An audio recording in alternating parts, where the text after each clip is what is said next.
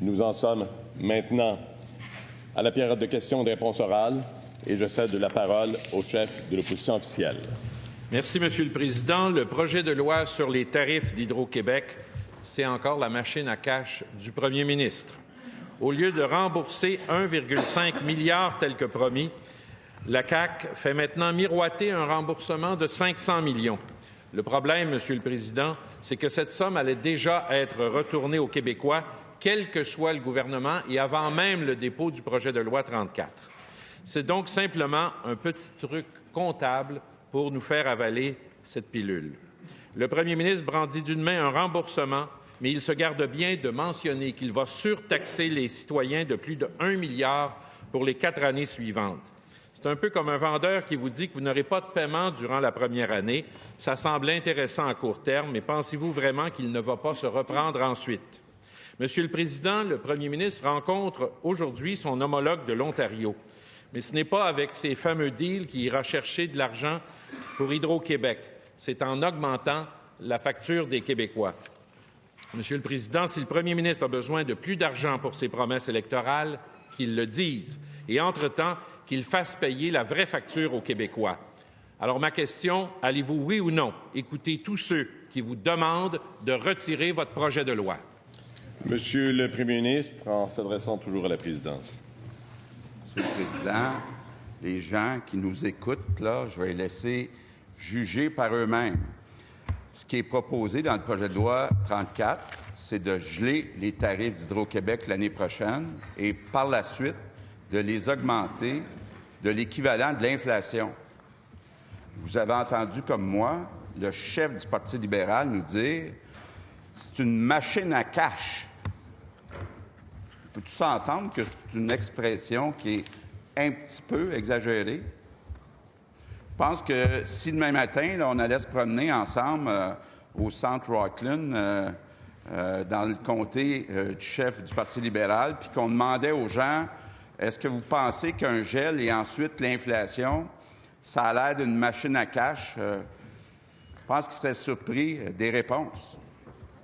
Complémentaire, Monsieur le chef de l'opposition officielle, à vous la parole. Monsieur le Président, je vais donner quelques chiffres. Depuis 2010, les tarifs ont été de 4 % sous l'inflation. Les augmentations caquistes seront plus élevées que 7 des 10 dernières années. Comment peut-il se lever en chambre, défendre l'indéfendable? Pourquoi vous refusez que la Régie de l'énergie fixe le juste prix aux Québécois? Est-ce que le premier ministre est devenu un lobbyiste d'Hydro-Québec? Je vous demande toujours de vous adresser à la présidence dans vos questionnements, s'il vous plaît. Monsieur le Premier ministre, en réponse. Monsieur le Président, j'ai déjà eu l'occasion d'expliquer que le système actuel n'est pas un système qui est sain pour la bonne gestion d'Hydro-Québec. Actuellement, on a un système où Hydro-Québec a le droit de demander des augmentations de tarifs, des augmentations équivalentes à l'augmentation de ses dépenses. Ça veut dire qu'il y a des années où il y a des grosses augmentations de dépenses, c'est plus que l'inflation. Il y a des années où il y a des plus petites augmentations des dépenses, et là, c'est moins que l'inflation. Je ne pense pas que ce soit un bon incitatif à bien gérer Hydro-Québec. En terminant. Donc, Monsieur le Président, je pense que la proposition qu'on fait, c'est une proposition de bonne... Deuxième complémentaire, Monsieur le chef de l'opposition officielle. Monsieur le Président, je me tourne vers la source d'information préférée du premier ministre, Facebook. Je vais vous citer quelques commentaires. On dit, Monsieur le Premier ministre, pourriez-vous cesser de dire que les Québécois sont en accord avec vos décisions? Une autre, je suis québécoise et non, je n'approuve pas les tarifs d'Hydro. Troisièmement, je ne suis pas un lobby et je ne suis pas d'accord. Monsieur le Président, quand le premier ministre va-t-il enfin écouter ce déluge de critiques et retourner à sa table à dessin? Monsieur le Premier ministre. Monsieur le Président, bon, je vois que le chef du Parti libéral lit les commentaires sur Facebook. Je pense qu'il faut être prudent quand on lit les commentaires sur Facebook.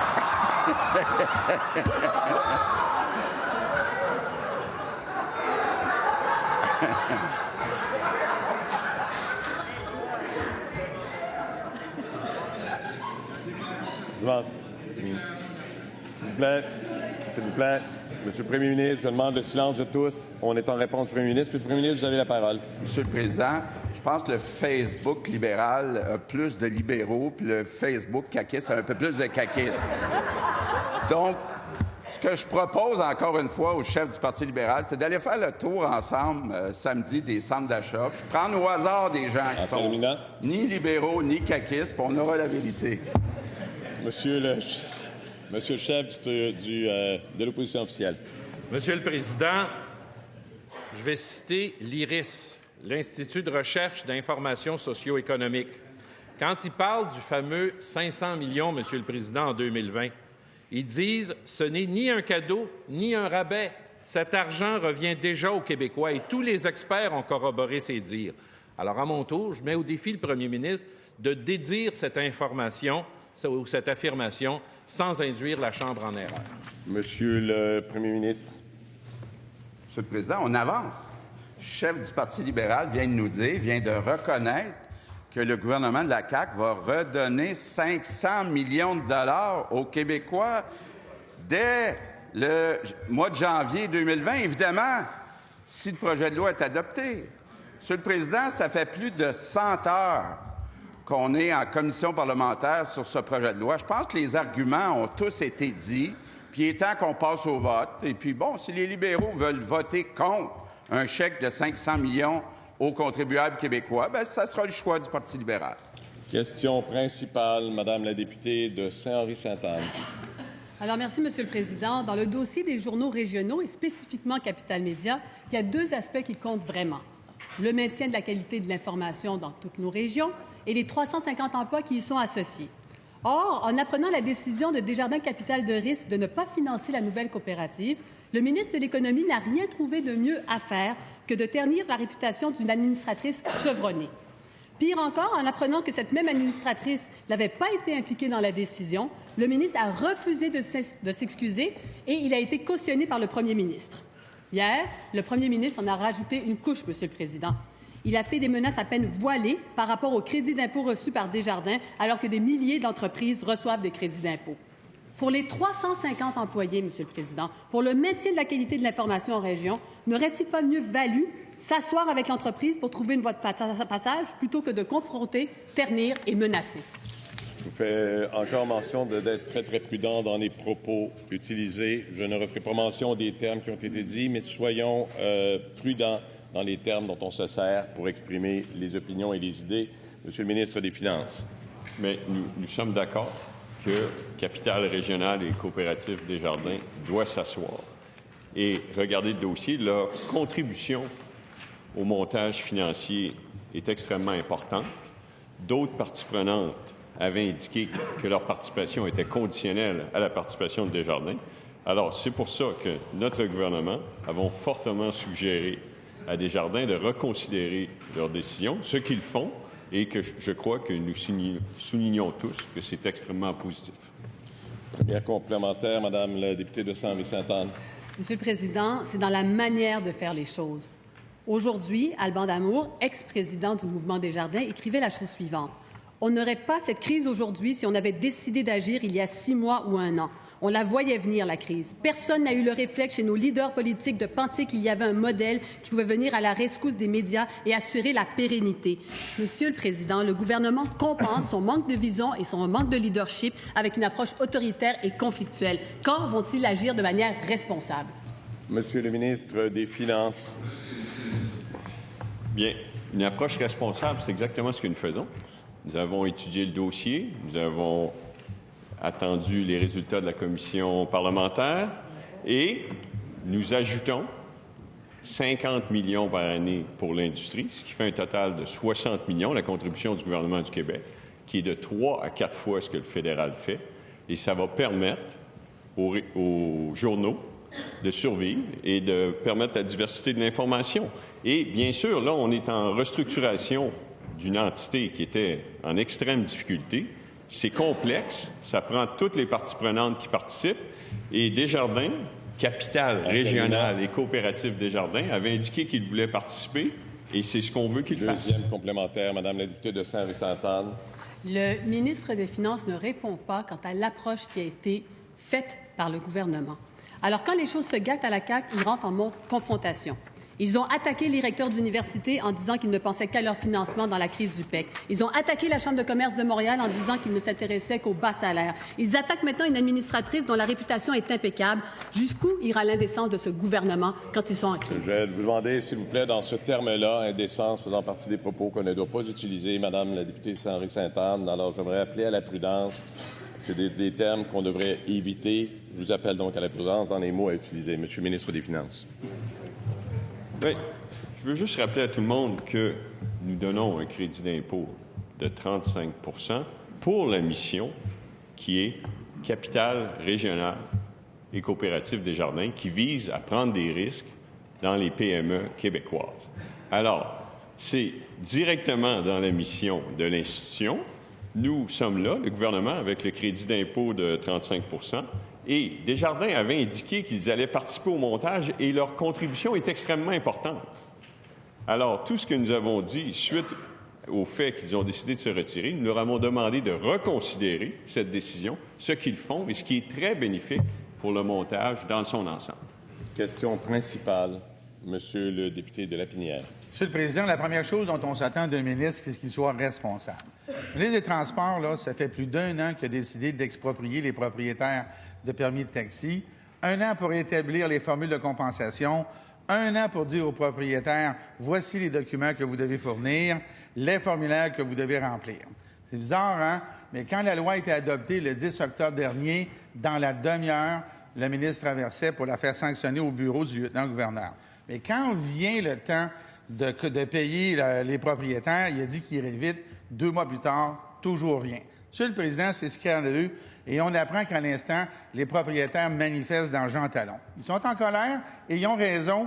C'est des hommes, des femmes qui ont presque tout perdu à cause de sa loi. Est-ce que le ministre peut reconnaître ce matin que le non-paiement des sommes dues à ses propriétaires, notamment à ceux qui manifestent actuellement, affecte durement leur quotidien et celui de leur famille? Monsieur le ministre des Transports. Monsieur le Président, c'est particulier encore d'avoir cette question ce matin. J'ai eu la même question la semaine passée. Le député aura la même réponse. Suite à l'adoption de la loi, on a bonifié à la hauteur de 814 millions de dollars les compensations pour les chauffeurs de taxi. Les Québécois ont été extrêmement généreux. On a décidé de bonifier aussi de 10 à 40 millions de dollars dans l'enveloppe de modernisation pour épauler les cas plus particuliers. Je l'ai répété dès l'adoption de la loi, que le plus rapidement possible, la grande majorité des propriétaires seront remboursés à la valeur comptable de leur achat. Ceux qui ont payé 50 000 recevront un chèque de 50 000. Ceux qui ont payé 175 000, voilà 2 ans, recevront 175 000. Malheureusement, il y a des cas particuliers. Il y a des propriétaires qui n'ont plus de traces d'achat de leur permis. Alors, on va travailler avec eux pour être capable de bien les compenser dans le futur. Alors, je le répète pour ceux qui nous écoutent, ils n'ont pas à s'inquiéter. Ils recevront leur chèque le plus rapidement possible. Première complémentaire, Monsieur le député de Lapinière, vous êtes le seul à avoir la parole. C'est bien beau, le ministre, là, ce qu'il dit, là, mais le problème, c'est que dans la vraie vie, il y a des propriétaires qui appellent à son ministère pour avoir des renseignements sur la compensation. La plupart tombent sur une boîte vocale, un message. Votre appel est important pour nous. On m'a rapporté des courriels, Monsieur le Président, entre ces fonctionnaires et des propriétaires qui leur ont dit « ça ira pas avant le 31 mars ». Quand vous vendez votre maison, Monsieur le Président, la semaine après, vous passez chez le notaire. Quand vous faites exproprier, la semaine après, vous allez chez le notaire. 31 mars, c'est pas un petit peu tard, Monsieur le Président? Monsieur le ministre du Transport. Monsieur le Président, le député défonce une porte ouverte. Je le répète encore une fois, puis il peut me reposer la question encore s'il le souhaite mardi prochain. J'ai mentionné qu'on allait rembourser le plus rapidement possible. Il y a des sommes importantes. Je sais que plusieurs des députés ici reçoivent des coups de téléphone de différents propriétaires. Je le répète, ceux qui ont déjà donc leur permis, où on pourra valider l'achat de la valeur comptable, ils recevront leur chèque le plus rapidement possible. Malheureusement, il y a des cas particuliers où ces propriétaires n'ont plus aucune trace d'achat de ce permis. On va les accompagner, encore une fois, pour bien les rémunérer, leur donner un montant qui sera adéquat pour le futur. Monsieur le député. Monsieur le Président, là, ce matin, là, les propriétaires d'engins-talons qui manifestent et qui sont lésés sont devant une porte fermée. Et ils voudraient bien l'ouvrir pour que l'argent leur arrive, parce que ça leur est dû. 10 octobre, 2 mois, 1 an de préparation, ils le savaient. Les documents auraient pu être préparés à l'avance. Dans un monde normal et responsable, dans un État de droit, ces gens-là, aujourd'hui, 2 mois plus tard, seraient compensés. Monsieur le ministre des Transports. Vous savez, M. le Président, si on avait passé moins de 125 heures S'il vous plaît. en commission parlementaire, S'il vous plaît. on aurait S'il vous plaît. peut-être eu plus de temps pour préparer le reste et l'application de la loi, les règlements et la transition. Excusez-moi. Je pense qu'on a tous convenu de faire en sorte qu'on puisse, et c'est le souhait global, de bien entendre tant les questions que les réponses. Je demande votre collaboration. C'est ce que l'on souhaite tous. Monsieur le ministre. Alors, je répète aux propriétaires de permis de taxi, il y a 814 millions sur la table. Il y a 40 millions pour les cas particuliers. Ceux qui ont payé leur permis 100 000 recevront 100 000. Ceux qui ont payé leur permis 225 000 recevront 225 000. Ils n'ont pas à s'inquiéter. On va les accompagner jusqu'au bout pour leur donner tout l'argent auquel ils ont droit. Question principale, Monsieur le député de Rosemont. Merci, M. le Président. C'est le Black Friday aujourd'hui, qu'on appelle au Québec le vendredi fou. C'est peut-être un vendredi fou pour les grandes surfaces puis les géants du Web, mais pour nos commerçants locaux, c'est un vendredi noir. Ils se battent contre les géants du Web et ça fait des victimes. Juste aujourd'hui, 25 boutiques Bentley devront fermer. Ça a été annoncé ce matin. Un commerçant de ma circonscription, Marc-André Lebeau, de Bessic-Quilico, a publié une lettre dans la presse cette semaine pour dénoncer l'absence de mesures de soutien du gouvernement. J'ai parlé aussi à Peter Simons cette semaine, qui était ici il y a 2 ans pour demander au gouvernement de bouger. M. Simons, il est découragé. Il est en colère aussi. Il dit au gouvernement essentiellement « réveillez-vous avant qu'il soit trop tard ». Alors, avant qu'il soit trop tard, qu'est-ce que le ministre des Finances répond au Peter Simons, au Marc-André Lebeau et tous les commerçants du Québec qui désespèrent devant l'inaction du gouvernement? Monsieur le ministre des Finances. Je vais rappeler tout le travail qui a été fait, ce qui a été bien fait, ce qui ne fonctionne pas et ce que nous devons faire. Alors, nous chargeons la TVQ sur les biens intangibles depuis le 1er janvier 2019. Ça fonctionne. Le problème, c'est quoi? C'est que le fédéral ne le fait pas. Sur les biens tangibles, ceux dont vous faites référence, M. Simons, nous avions un projet pilote avec le gouvernement fédéral aux frontières. Ça ne fonctionne pas, M. le Président. Nous devons trouver d'autres solutions similaires à ce qui a été fait pour les biens intangibles. L'implantation de ça, c'est pressant. Ce serait d'autant plus facile que ce soit fait en collaboration avec le fédéral. Donc, nous visons le prochain budget du gouvernement du Québec et je suis en discussion avec mon homologue fédéral qui a été renommé et c'est nécessaire. Nous voulons le faire, nous allons le faire, nous allons charger la TVQ et nous attendons que le fédéral prenne la même décision, charger la TPS sur les biens tangibles étrangers au Canada. Première complémentaire, M. le député de Rosemont. Très nationaliste, le gouvernement de la CAQ attend toujours après quelqu'un d'autre. Le fédéral, l'OCDE, le Vatican, un coup parti. On peut faire des choses et il y a des solutions qui existent. Se faire respecter, c'est imposer nos règles à Amazon, pas le contraire, M. le Président.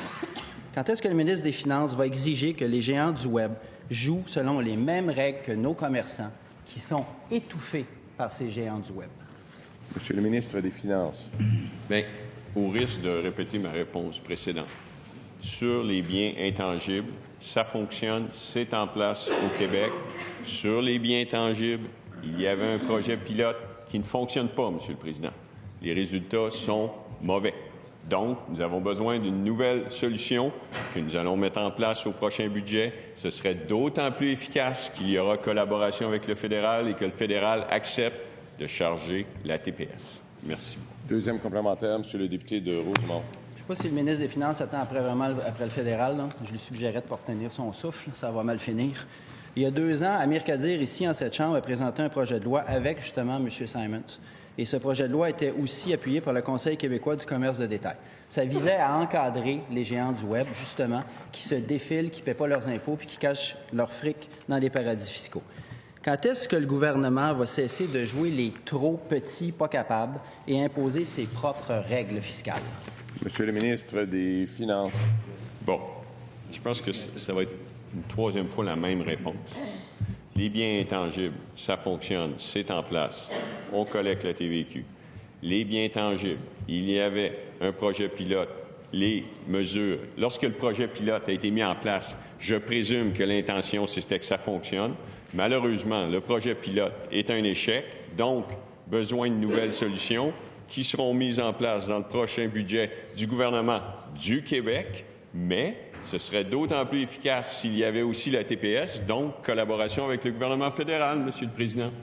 Question principale, Madame la députée de Joliette. Depuis hier, les réactions de parents adoptants affluent quant à l'engagement brisé du gouvernement. Voici le témoignage d'une mère, Mme France Baudouin. « J'ai adopté et j'ai accouché. Ça ne fait pas de moi une spécialiste, mais mon humble expérience m'amène à être touchée par ce qui est pour moi une méconnaissance de la réalité des enfants adoptés. Reconnaître cette réalité n'enlève rien aux mères biologiques. Rassurer un enfant des dizaines de fois par nuit, ramener des carences de toutes sortes, redonner confiance en l'adulte, adoucir l'abandon, créer l'attachement. S'il y a un dénominateur commun, c'est le temps. C'est le temps. Souhaitons-nous une meilleure connaissance de la réalité des enfants adoptés et des promesses respectées? Monsieur le ministre, à la lumière d'un tel témoignage, pouvez-vous honorer votre engagement et mettre fin aux 2 poids, 2 mesures à la discrimination entre les enfants adoptés et les enfants biologiques? Je vous demande toujours de vous adresser à la présidence, Monsieur le ministre. Oui, merci, Monsieur le Président. Merci à ma collègue de Joliette. J'apprécie son intérêt. Ce qui est important, c'est de bien distinguer le congé de maternité et le congé parental. Le congé de maternité vise à répondre aux besoins de la maman. Le congé parental vise à répondre aux besoins de l'enfant. Et en ce qui concerne le congé de maternité, je vous rappelle que les mères biologiques ont à composer avec des effets physiologiques découlant de la grossesse et de l'accouchement. En ce qui concerne le congé parental, il est totalement égal entre les parents biologiques et les parents adoptants. On a pour les parents adoptants faire un bout de chemin considérable. J'ai rencontré la Fédération des parents adoptants. On ajoute 5 semaines à chacun des 2 parents exclusivement. Et quand il y a un séjour à l'international, il y a un ajout de 5 semaines additionnelles. Il y a une équité de traitement actuellement. Quand on fait un projet de loi, il faut s'assurer du respect de l'état du droit et de la jurisprudence. Merci, Monsieur le Président. Première complémentaire, Madame la députée de Joliette. Est-ce que le ministre est sérieux? Est-ce qu'il pense vraiment que des mères biologiques vont aller poursuivre le gouvernement parce qu'on donnerait l'équité de traitement pour les enfants adoptés? Ça ne tient pas la route, Monsieur le Président. Ça choque énormément en ce moment les parents adoptants. Il faut partir des besoins de la réalité des enfants. Bien sûr qu'on ne nie pas la réalité de l'accouchement et des enjeux physiologiques, mais il ne faut pas nier non plus la réalité des enfants adoptés. C'est complètement surréaliste de penser qu'une mère qui vient d'accoucher... Monsieur le ministre de l'Emploi et de la Solidarité sociale. Merci, Monsieur le Président. Quand ma collègue aura complété l'analyse complète du projet de loi, elle constatera... S'il vous plaît. Elle constatera qu'on fait des avancées significatives à tous égards. La Coalition pour la conciliation famille, travail, études nous dit: le ministre du Travail, Jean Boulet, a ouvert un dialogue significatif visant à modifier plusieurs mesures du régime au bénéfice des familles québécoises. C'est une priorité pour nous. Le Conseil d'intervention pour l'accès des femmes au travail, notre organisme se réjouit de l'initiative du gouvernement. C'est avec satisfaction que nous accueillons les propositions du ministre. Merci, Monsieur le Président. Deuxième complémentaire. En même temps, je vais redemander encore une fois, vous êtes la seule que je souhaite entendre, Madame la députée de Joliette. Le sujet est sensible et important. Nous écoutons votre question. Monsieur le Président, le ministre ne fait pas seulement perpétuer une inéquité entre enfants adoptés et enfants biologiques, mais en plus, il en crée une supplémentaire entre enfants adoptés à l'international et enfants adoptés de la DPJ au Québec, comme si leurs besoins étaient moindres. Est-ce qu'il est allé lire, ce gouvernement qui aime Facebook, le statut de Mme Bianca Lompré, qui a adopté des enfants au Québec de la DPJ? Est-ce qu'il lit les témoignages? Est-ce qu'il sait que c'est une mesure qui représenterait 5 millions dans un régime qui coûte 2 milliards? Monsieur le ministre de l'Emploi et de la Solidarité Monsieur sociale. le Président, encore une fois, je le répète, on est extrêmement sensible à la réalité des parents adoptants et des enfants adoptés. On essaie de les traiter de façon équitable. On fait des pas dans la bonne direction. Plusieurs associations sont intervenues pour se réjouir de plusieurs de nos mesures. Et on fait pour les parents adoptants, on tient compte de leur réalité, mais il faut tenir compte aussi de la réalité physiologique des mères biologiques. Je pense qu'on a atteint un point d'équilibre qui est tout à fait équitable entre les parents adoptants, les parents biologiques. S'il y a d'autres avenues à explorer, je le dis, je vous invite au dialogue pour aider les parents et les enfants. Question principale, toujours à la présidence, Madame la députée de Saint-Laurent. Monsieur le Président, derrière chaque vol d'identité se cache un drame humain. Le vol de données personnelles, c'est un véritable fléau. On l'a vu avec Desjardins. Mais aussi, c'est pas normal qu'à Revenu Québec, une employée peut partir avec 23 000 dossiers de ses collègues. C'est pas normal que les dossiers santé des Québécois qui contiennent les renseignements les plus personnels, les plus privés, bien, c'est une véritable passoire, rendre qui veut là, ni vu ni connu, rapport avec des informations. Et surtout, ce qui n'est pas normal, surtout, c'est l'attitude du gouvernement. De nous imposer une petite commission à la va-vite, avec un travail bâclé. Et hier, on pouvait lire un expert qui disait ceci. La commission parlementaire sur la fuite de données chez Desjardins ne s'est pas attaquée aux bonnes choses et aux vrais problèmes. Est-ce que le gouvernement de la CAQ est prêt aujourd'hui à entendre ce qui est réclamé par Québec solidaire, le Parti québécois et le Parti libéral du Québec, un mandat élargi pour entendre l'ensemble des intervenants publics et privés? Monsieur le ministre délégué à la transformation numérique gouvernementale. Merci, Monsieur le Président. J'invite ma collègue à la prudence dans le cas de Revenu Québec. On sait qu'il y a une enquête et rien n'indique qu'il s'agit d'un vol de données. Dans le cas de la Régie d'assurance maladie, on parle de clés qui ont été perdues. On ne parle pas de données volées. Donc, je pense qu'il faut être factuel, Monsieur le Président, quand on aborde ces sujets-là. Maintenant, que fait le gouvernement? Bien, ça, c'est une question qu'il aurait fallu se poser il y a 15 ans. Il y a une chose qui n'est pas normale, c'est que les données des Québécois soient stockées dans des endroits dont on ne sait pas c'est où. Ça, c'est le député de Robert Baldwin, puis le chef de l'opposition officielle, comme président du Conseil du Trésor, qui ont vécu cette situation-là. Ne savaient pas où étaient stockées les données des Québécois, ne savaient pas dans quelles conditions ces données-là étaient stockées en termes de sécurité, n'avaient aucune norme, n'avaient aucune règle, n'avaient aucune directive, pensaient qu'il y en avait 450, finalement, c'est 550. Puis là, en plus, quand les gens sont mandatés pour avoir accès à des grands volumes de données, petite enquête au départ, puis après ça, intervalle de confiance, on ne vérifie pas. Alors, Monsieur le Président, si le gouvernement est en action, ça aurait été le fun que ce gouvernement-là fasse sa part. Première complémentaire. Madame la députée de Saint-Laurent, encore une fois, je vous demande de la prudence dans vos propos. On s'adresse à la présidence. En 15 ans, il n'y a jamais eu de fuite de données aussi importante. Le gouvernement, en 1 an, font face à un défi colossal. On est au courant. Mais le problème, c'est qu'aujourd'hui, ils ne sont pas capables de faire preuve d'humilité et se dire qu'effectivement, ils n'ont pas tous les outils pour faire face à la menace du 21e siècle. Alors, c'est pour ça qu'on demande d'entendre des experts en cybersécurité, pas des pseudo-experts qui reçoivent 1 250 000 de Desjardins puis qui se présentent dans une commission bâclée. Et pour les serveurs, on sait où est-ce qu'ils sont au Québec. Mais maintenant, le ministre, lui, veut le donner aux entreprises étrangères. Monsieur le ministre responsable de la transformation D'abord, numérique on ne va vendre aucune donnée à personne. Encore une fois, Monsieur le Président, j'invite ma collègue à la prudence. Je l'invite à avoir un débat factuel. Puis ça, je pense que ça va nous permettre d'avoir des échanges qui sont à un autre niveau que ce qu'on essaye de faire présentement. Monsieur le... on n'a pas à subir, en vertu de notre règlement, la condescendance du ministre, Monsieur le Président, quand il invite ma collègue qui pose des questions sérieuses et qui lui demande d'élever le débat comme si elle ne l'élevait pas, justement, suffisamment haut. Je vous prierai de le rappeler à l'ordre.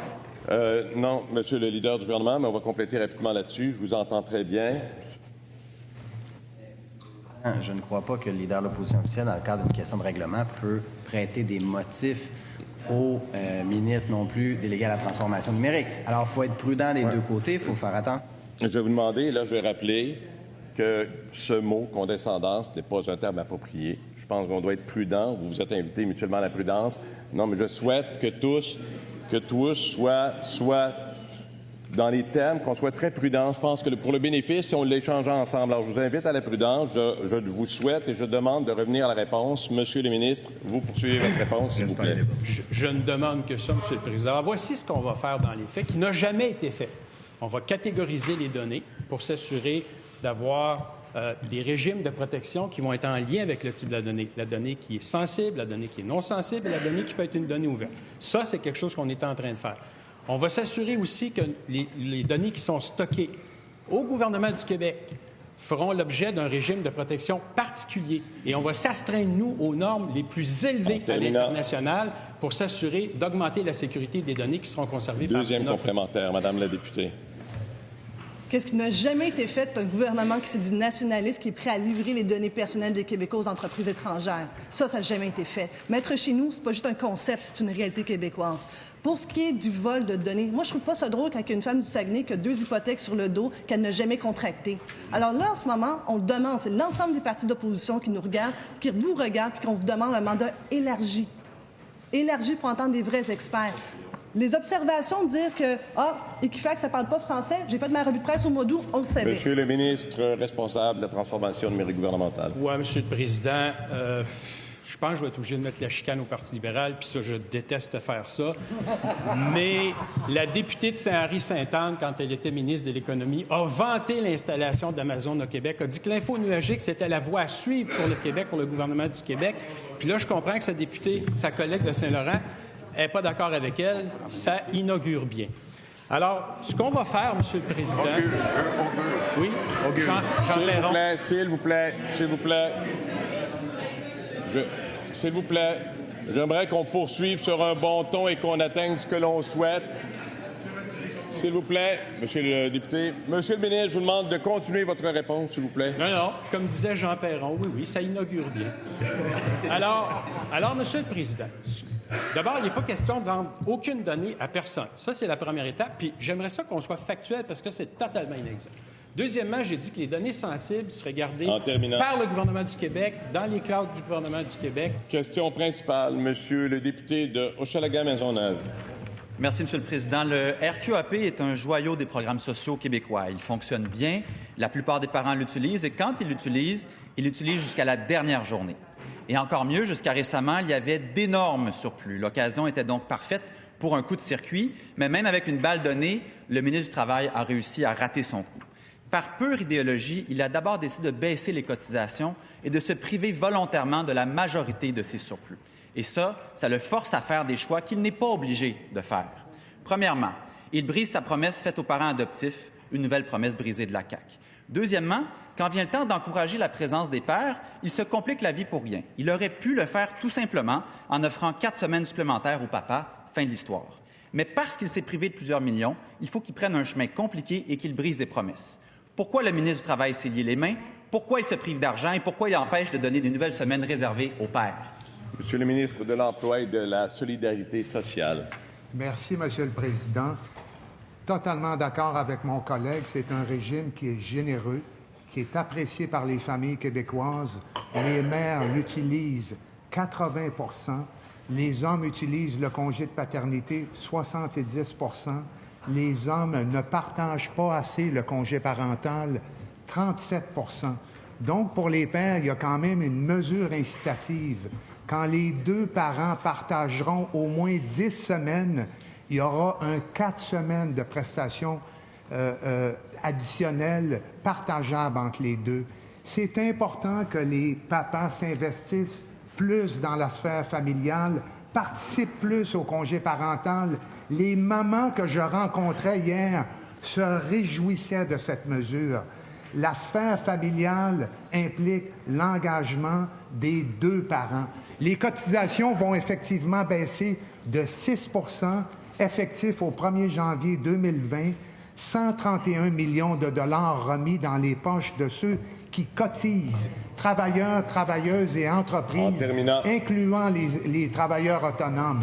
Moi, je suis fier de ce projet de loi-là. Première complémentaire, Monsieur le député d'Hochelaga-Maisonneuve. Là, je veux juste m'assurer que tout le monde comprenne bien. Les 4 nouvelles semaines, elles sont partageables. Il n'y a donc absolument aucune nouvelle semaine réservée aux pères dans le projet de loi 51. Pour favoriser la présence du père, le ministre du Travail préfère forcer le partage du congé parental et c'est pas nécessaire. Moi, en tant que père, ça me fâche parce que je veux pas que ma conjointe ait accès à moins de semaines parce qu'on veut favoriser ma présence auprès de mon enfant. Une solution bien plus simple existe. Pourquoi le ministre du Travail n'a pas donné sans condition ces 4 semaines-là directement? Monsieur le ministre de l'Emploi et de la Solidarité sociale. Merci, Monsieur le Président. Au conseil d'administration du conseil de gestion du régime québécois, il y a des représentants, des représentantes de la CSN, de la FTQ, de la Fédération des chambres de commerce. On a discuté, on fait des bons consensus pour les pairs. Ne négligez pas l'augmentation de la période d'étalement de 52 à 78 semaines. Une grande flexibilité additionnelle pour les pairs. Il y a aussi les revenus de travail qui peuvent être gagnés sans qu'il y ait d'impact négatif sur le montant des prestations. En contexte de rareté de main-d'œuvre, on permet même aux pères de travailler à temps partiel. Il y a beaucoup de mesures. Merci, Monsieur le Président. Madame la députée de Sherbrooke. Merci, Monsieur le Président. Mon collègue a raison. Le choix du ministre du Travail risque de créer des discussions très difficiles chez les couples qui attendent un enfant. On veut augmenter le nombre de semaines du congé parental du père et on devrait le faire directement au lieu d'imposer des négociations aux parents. Des négociations qui ne se font pas à armes égales parce que non, on n'a pas encore atteint l'équité salariale. Le régime québécois d'assurance parentale, c'est un de nos meilleurs outils pour atteindre l'équité, l'égalité entre les hommes et les femmes. Moi, je veux que la ministre de la Condition féminine nous dise si elle a été consultée pour ce projet de loi. Est-ce qu'il y a une analyse différenciée selon les sexes des impacts du projet de loi qui ont été faits? Monsieur le ministre de l'Emploi, s'il vous plaît. S'il vous plaît. Monsieur le ministre. Monsieur le Président. Monsieur le député. Ministre, votre réponse. On a fait les consultations qui s'imposaient. On s'est assuré que tout le monde puisse collaborer à la construction de ce projet de loi-là qui, encore une fois, bonifie un régime qui est déjà extrêmement généreux. Et quand j'entends la Fédération des chambres de commerce, la Fédération canadienne de l'entreprise indépendante, les associations de femmes qui valorisent le retour au travail des femmes, il y en a des mesures qui sont extrêmement positives et bénéfiques pour l'ensemble des familles du Québec. En terminant. Et s'il y a des solutions additionnelles, discutons-en. Merci, Monsieur le Président. Question principale, Monsieur le député des Îles-de-la-Madeleine. Merci, Monsieur le Président. Il y a un an, jour pour jour, dans la tempête, les Îles-de-la-Madeleine étaient totalement coupées du monde. Avec la rupture du câble sous-marin, plus aucune télécommunication possible avec le continent. Plus que le téléphone et l'Internet, la panne a paralysé les services hospitaliers, le 911, les services financiers, les services aériens, la sécurité publique et j'en passe. Monsieur le Président, tour à tour, les membres du gouvernement ont juré que ça ne se reproduirait plus. Ils ont promis des actions rapides et responsables. Mais depuis, aucune action, aucune annonce, aucune décision. La ministre du Développement régional promettait une inspection complète des câbles. Rien n'a été fait.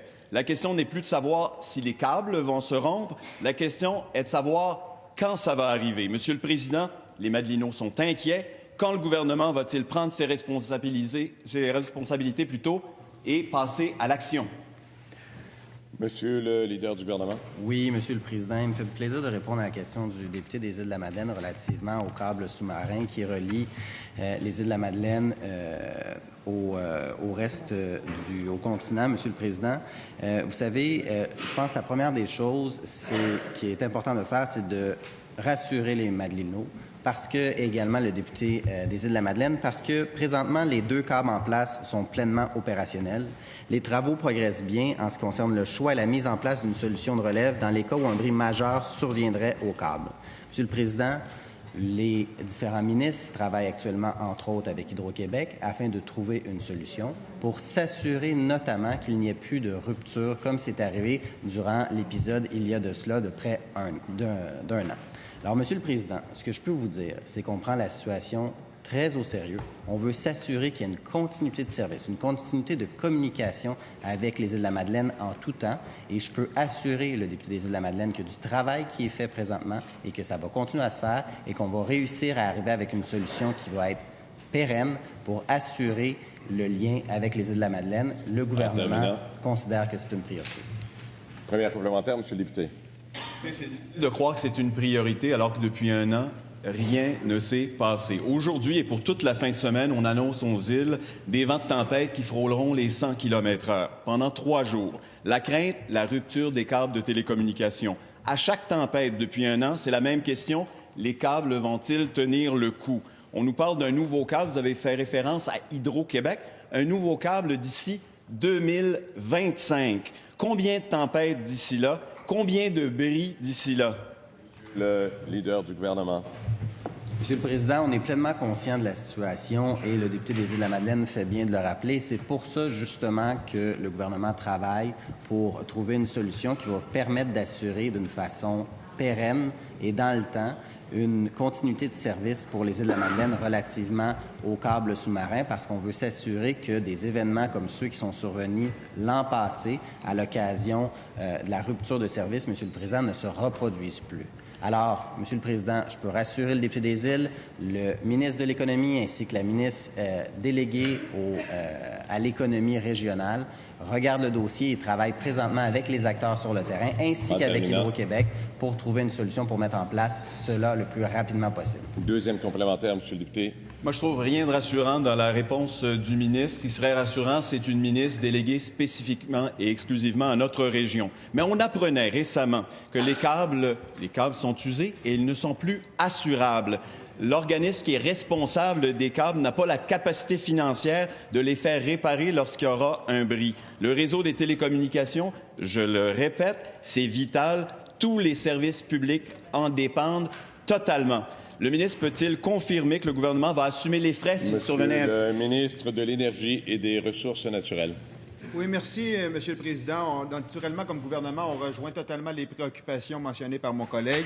Et soyez assurés que Hydro-Québec travaille effectivement conjointement avec le ministère de l'Économie, avec ma collègue de l'Économie régionale, justement pour trouver la solution robuste le plus rapidement possible. Il est vrai qu'un certain délai a été énoncé. Ce qu'on demande en réalité à Hydro-Québec, c'est analyser des solutions et est-ce qu'on peut accélérer les travaux justement pour nous prémunir et mitiger les risques énoncés. Alors, on travaille très fort sur le dossier, mais effectivement, ce n'est pas un dossier simple.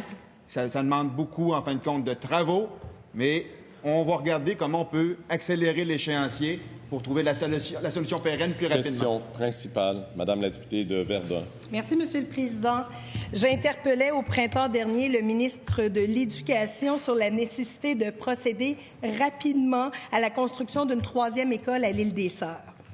L'école des Marguerites, l'école de l'île des Sœurs déborde et l'annexe qui a été construite pour assurer la dernière rentrée doit être temporaire, on l'a répété. Suite à mon invitation, le ministre est venu rencontrer les parents le 5 avril et je tiens à le remercier. Cependant, il a pris un engagement en regardant les parents droit dans les yeux, comme quoi on était pour avoir un terrain à la mi-juin pour pouvoir procéder par la suite à la construction de cette école. Cet engagement, c'était il y a 8 mois. Qu'est-ce que le ministre a à dire aux parents qui sont toujours en attente d'un signal de sa part? À quand la construction de la 3e école à l'île des Sœurs? Monsieur le ministre de l'Éducation. Monsieur le Président, je remercie ma collègue pour sa question parce que c'est un dossier qui est très important. L'île des Sœurs, il y a eu un boom. Il y a plusieurs familles qui se sont installées là et on ne souhaite pas, c'est pas l'idéal, que tous les jeunes prennent l'autobus tout le temps, soient dans le trafic pour aller à Montréal. Donc, c'est certain qu'on a priorisé cette idée d'avoir une école primaire secondaire ensemble. Donc, c'est une grande construction. De cette école à l'île des Sœurs, effectivement, on était allés visiter ensemble des locaux qui allaient être transformés en école. Ça avait suscité de l'inquiétude des parents parce qu'on parlait d'un immeuble qui accueillait des bureaux. Finalement, on a vu qu'il y avait une entrée totalement distincte pour les élèves ou pour les travailleurs. C'était des étages qui étaient séparés. Je pense que ça s'est bien fait. J'ai parlé d'ailleurs, il y a 2 semaines, à un parent d'enfants dont les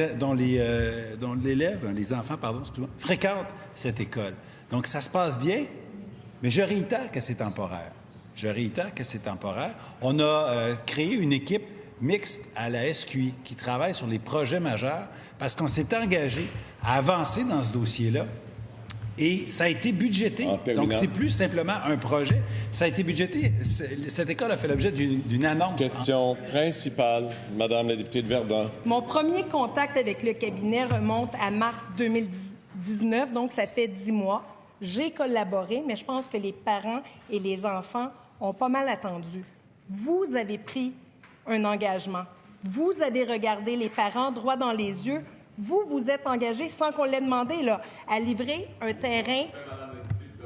Tout simplement. Il a donc pris cet engagement-là auprès des parents.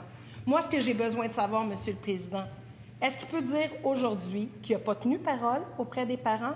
Donc, parce qu'on n'a pas le terrain encore. Et je veux savoir la suite, là. Quand est-ce qu'on va savoir qu'est-ce qui arrive? J'ai logé un appel à votre cabinet. Je n'ai pas eu de retour d'appel. Ça fait plus d'1 semaine. Je commence à comprendre pourquoi. Ça veut dire que ça n'a pas avancé. Le ministre de l'Éducation. Président, je veux rassurer ma collègue et tous les parents qui sont concernés par ce dossier important. Bien sûr qu'on a avancé depuis ce temps-là. Depuis le moment où on a visité ensemble ce qui allait devenir une école temporaire. Évidemment, les locaux ont été aménagés. Les enfants fréquentent cette école, les enseignants, le personnel, les familles sont satisfaites. Ensuite, depuis ce temps-là, c'est plus une idée, c'est un réel projet. Il y a une équipe qui travaille sur cette école-là de manière précise. C'est une école qui a fait l'objet d'une annonce. En juin dernier, ça fait partie de l'annonce historique qu'on a fait de 1,7 milliard pour construire de nouvelles écoles.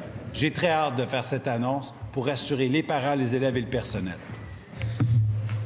Voilà qui met fin à la période de questions et de réponses orales. Merci pour votre belle collaboration cette semaine également. Merci à tous.